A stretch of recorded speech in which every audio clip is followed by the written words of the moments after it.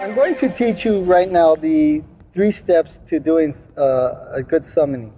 One is to have an open heart, an open mind, and good intention. You apply these 3 rules and I'm sure you'll get good results. What I do actually is I look in the sky for a blue patch of sky, and I pick just one spot in that sky, and I look deep into that sky with my eyes, as deep as I can. So I'm going to start looking in the sky right now, and you do the same thing.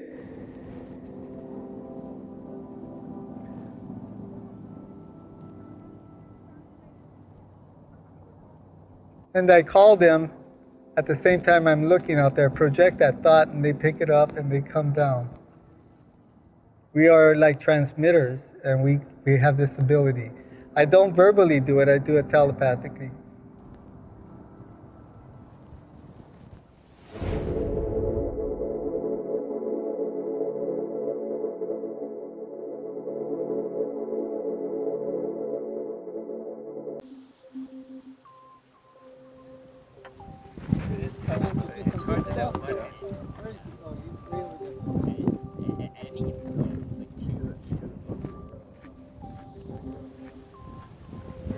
It's crazy, isn't it?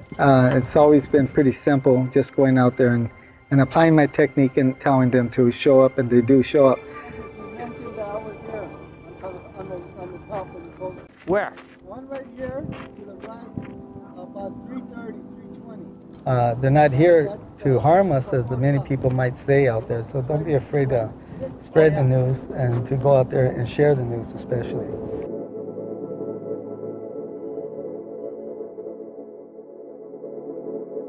The only limitations you have are the ones that you put on yourself. So go out there and apply these techniques, and I am sure that you're going to discover a whole new world out there.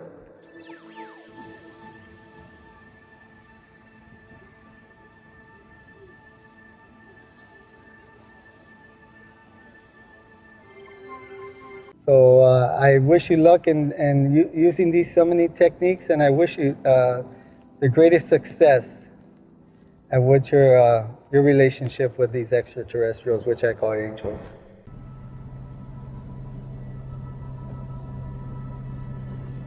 Look in the center how the big UFO is spinning, and at the same time releasing 2 rows on it, of spheres. Hundreds of spheres. Hundreds.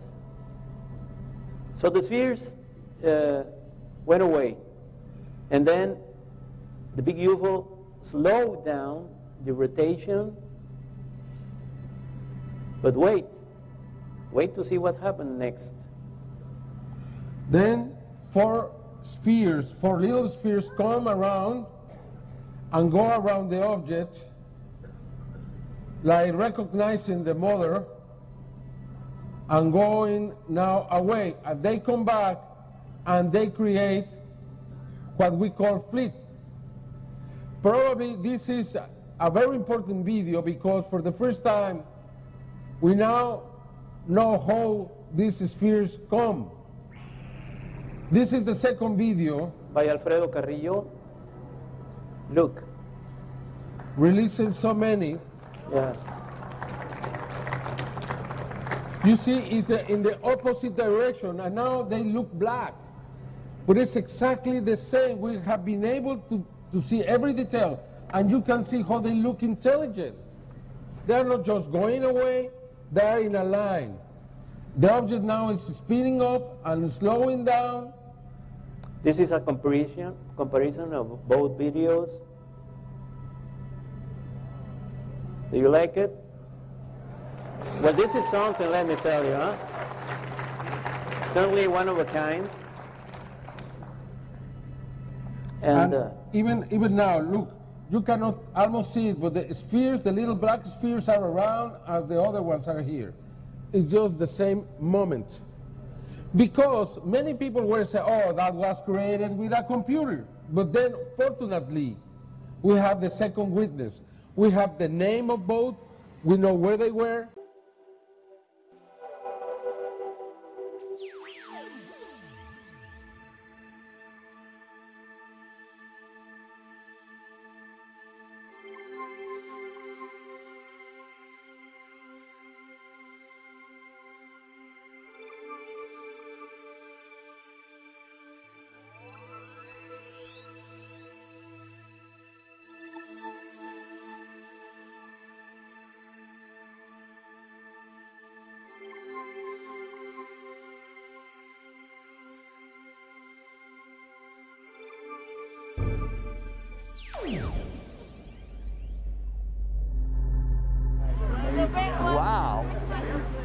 Oh, epic footage, guys. Epic.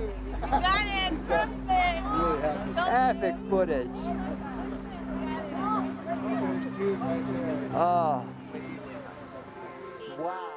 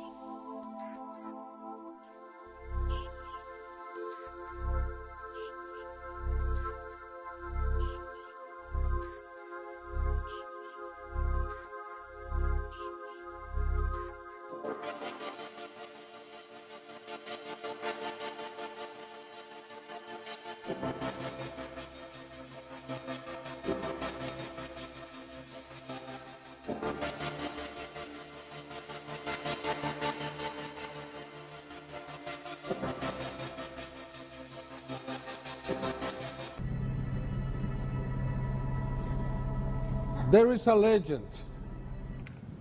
Quetzalcoatl is the divine serpent, is the god. The serpent that can fly. The bird serpent. The colorful serpent. This first one is from 2007, and I present this because you can clearly see how this thing, whatever it is, changes colors. When it changes colors, you cannot say it's a balloon, a group of balloons together, or what. It's the same object, but now has different colors, or different shape, or different, how you say, different characteristics, and it's interesting to see how it moves smoothly. It's a very high altitude, you know, it's a very high altitude.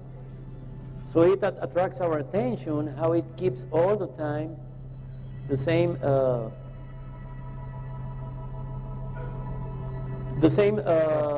characteristics in its shape. different patterns. It doesn't bend. Okay. So at that altitude, now this is another one. This is from November the 8th, 2009, and this is Arturo Robles Gil, again recording this. You can see the movements of these things, and you can consider that it is prohibited to fly these kind of things in Mexico, because the airport is almost downtown Mexico City. Then to have this in downtown, in the central part of Mexico, is really dangerous, because these objects, This is interesting. This video is interesting. You can see the small orb? the size of these objects is around 50 meters, probably.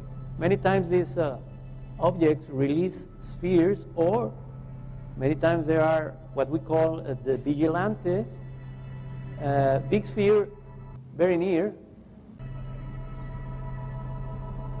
And there it is, again, a small sphere to the right. Well, these kind of shapes always disconcert us, because the size, the movement, sometimes airplane came closer. I think we have a clip, is that right, Jaime? Hmm? I think we have a clip with an airplane Yes. passing by very close, Yes, we have. and but there has not been a Again- single accident yet. Again, we have a fleet after the presence of the object, like it releases all the spheres. The legend says that Quetzalcoatl, the divine serpent, would come back to claim its kingdom. And that would happen before the end of times. It's Ismael Lopez, and he has recorded beautiful, beautiful videos where you can see the movements of the objects or organisms or whatever they are.